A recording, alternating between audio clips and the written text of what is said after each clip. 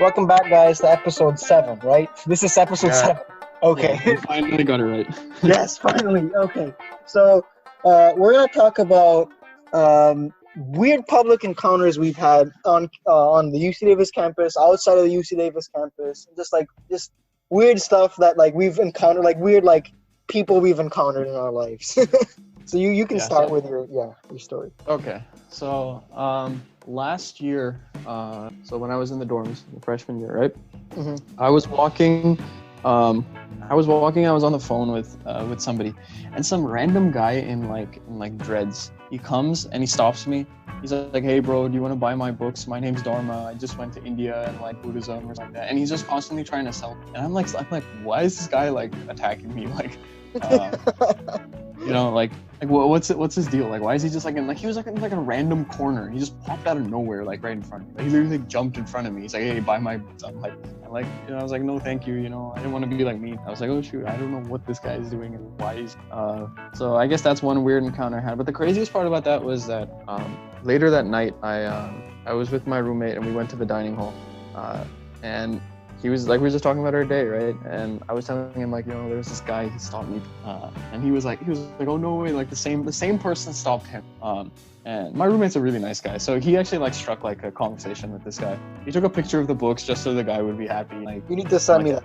No, I don't know. I don't know if he has it. Actually, I'll probably ask him. I don't know if he has those. Yeah, you need to send me that picture. he took pictures of the book just so that the guy would at least think that he was interested. Whereas I was also on the phone, so I was like, no. I mean, you should at least read the was it an actual book with a good cover and everything? No, it was more like a small pamphlet rather than Wow. Did it have Yeah, could you have at least asked them, be like, "Can I read the first page before I make this purchase?"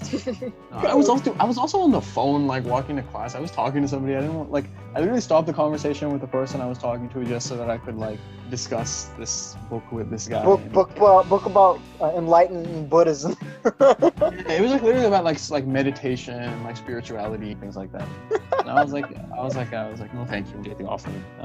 Actually, during college, I get stopped by a lot of people. But usually it's clubs, right? Being hey, or something like that. But this was not a club. This was just some random guy. I don't know, what do you have? So when there was a time where I went to for the summer I was in New York, and when I was in New York, I took the subway a lot.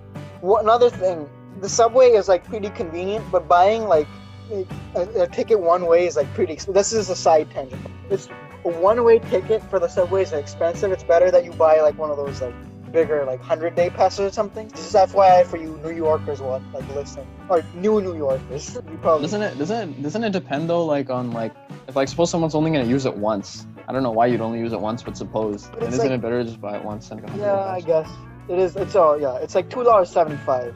But I guess it depends on the frequency that you use it with. I was there for I had to commute for 3 weeks, so it's I can't buy too big of a pass. But I was it was more expensive for me. Oh. But it's still more of a, I think from what I've heard, the subway is really good, cheap way to travel. But I don't think it's very clean though, huh? No, it's not. And when we come back to the topic I want to talk about is so I was just sitting there in my seat, and this guy just comes in and he starts dude, it's a subway. I mean, I understand it's a public spot. He just starts preaching. And this lady behind me, beside me, she's like, "Yeah, man." No, she doesn't say it, but she's nodding and everything. And I was like, "Come on, dude." He's just stuck in the middle of a sermon of some sort. I was like, what? Another time was I was just standing there, and this guy's like, "Y'all tired of paying for I don't know, the fare or whatever?" And this kid he was trying to raise his hand and stuff. I was like, "Dude, stop, don't." And this guy was he got really mad because no one was agreeing with him. He just went to another car. And the car was packed. I just thought of another thing that happened to me. When you said subway, it reminded me of my experiences on the BART, which is the Bay Area Rapid Transit. It's pretty horrible, if I'm being honest.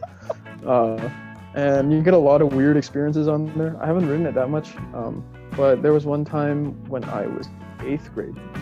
I had a flight. So we took the BART to the airport, and went in the elevator, and there's this guy who he was on some for sure. He was swaying back and forth, and the elevator is like tiny.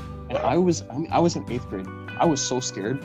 Like that, what if this guy does something or something? So that was probably one of the scariest, like, No, I can imagine, man. That'd be a... Oh, there was also, I went to I was coming back from a Warriors game this guy, I think he was really drunk. He just got up in the middle of the bar and he started dancing. He started like, his pants, he was sagging his pants like crazy, and he was dancing like right in front of me. Like I was sitting and he was like dancing right in front of me. I'm like, what is going on? Bro, it's free entertainment. You got the bar ticket and it was pretty fun. It was pretty funny. Like I was trying not to like laugh or anything like that. I was just trying to like ignore it and stuff. Yeah, just ignore it. But like I don't want to like laugh at him or anything. That was definitely a weird Bart and Subway. We'll always have a story coming out soon. Yeah. You know, it's just like big cities always have like lots of people, different and diverse types of people, and you're bound to like run into someone that's like out there. So you come to Davis, you don't have to. Actually, Davis also has a bunch of like weird stuff. So I wanted to say that. I mean, any college is. Yeah. I still think Davis is pretty lax. We've had quite the experience. We have Machete Man. Machete Man. Oh, people don't know about Machete Man. Okay, so this is pre-quarantine, and all the students at UC Davis are subscribed to like this emergency service that gives us alerts if there's anything like weird or like alarming happens on campus. Yeah. So all of us get, hey guys, there's a guy with a machete on campus. Just don't go near like this and this dorm area. Okay, KK, bye. And we're like, what?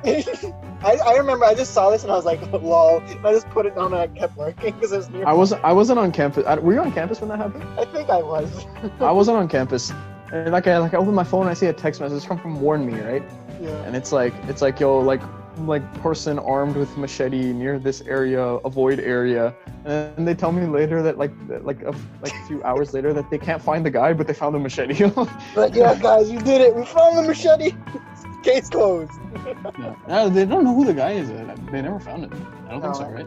Yeah. There was also a bear on campus. Like, we're in like the middle of like a plain. Like, if this is Minecraft, we're in the middle of a plains biome. But like, this like bear comes up. And a bear comes. And I'm like, why is there a bear here? Oh, that reminds me. We had in our town we had an issue one like week with like coyotes. There were a few like coyote spottings. Yeah. So I live right in front of like a park. So I went to the park with like some basketball and we came back. And on the crosswalk, there's a coyote sitting. It was like on the crosswalk, like not the crosswalk we were going on, but the one across that crosswalk. So it was at quite a distance. But like I just turned for a second, I was like, oh my gosh, there's a coyote sitting right there. So I'm glad that it wasn't near us because I probably would have freaked out. And like freaking out in front of an animal like that is not a good idea. I agree. Not a good idea. So I went home, pace walking, make sure that thing doesn't get up and come any closer. But to be fair, it was pretty far away. But that was a really interesting experience. A coyote right in front of me. Not right in front of me, but I could see with my own eyes. Like it was a good maybe. Wow. I remember. Have I ever told you about the time that a dog like tackled me to the ground and was like just for the lulz? Have I? No. No. So I was visiting Carmel, which is a town in Northern California. Yeah. I think it's pretty close to Monterey. Yeah. I think so. So I was like on the beach, and this family just had this dog, and like he just stared at me. I was on like the actual beach, like the coast and stuff. And this dog just looked at me, and I was like, nah. And he's like, yeah, no, man, please. And I start running, and he starts running after me. You don't run. My calf, and he's like, and I fall down, and he's just like, he goes back, and it's like his owners don't even care, and then and my family's just laughing, and they're like, oh lol, you got tackled. No, dude. Usually with like dogs, they don't say anything until you start running. Because this happened to me when I was walking back from school with one of my parents. I was in elementary school, so probably 5th grade or something like that. And our neighbors had this really big dog. And the dog was sitting outside by itself. And I had always been afraid of that dog. So I saw it, and the poor dog was not even saying anything to me. But I saw it, and I was like, oh, I'm gonna run. So I ran, but I ran in the lawn, and I was running in circles, and this dog was just after me. I have a hazy memory. The owner came, so nothing. I didn't actually, unlike you. I didn't get hurt. I just got tackled to the ground. It didn't hurt too. No, well, I didn't get tackled. I just ran, and like I think the dog barked, and the owner came out like right away and calmed the dog down, and my mom calmed me down. So, I think it was more for me. It was more of an emotional pain than a physical pain. yeah, no, I haven't had bad experience with ants. I've got scratched by cats, and it sucks. One of my family friends had a cat who really hated me.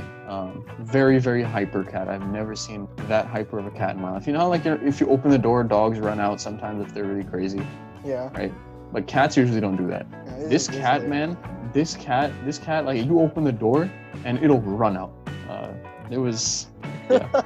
That cat would jump on me and everything, but it never really scratched me, so I got lucky. My God, it just jumped. You were just like sitting down enjoying it, and it was like, No, hey fam. No, this cat was crazy. I've never seen a cat like that. That cat was more of a dog than a cat. Like, Wow. it's been a long time since I've seen that cat, so. Yeah. But, I guess you've enjoyed this sort of like, look into the twilight zone of our lives. But Yeah. thanks for listening and keep watching. Subscribe. yeah, hit the subscribe button. Hit the bell icon and hit the notification. No, you don't have to. Yeah.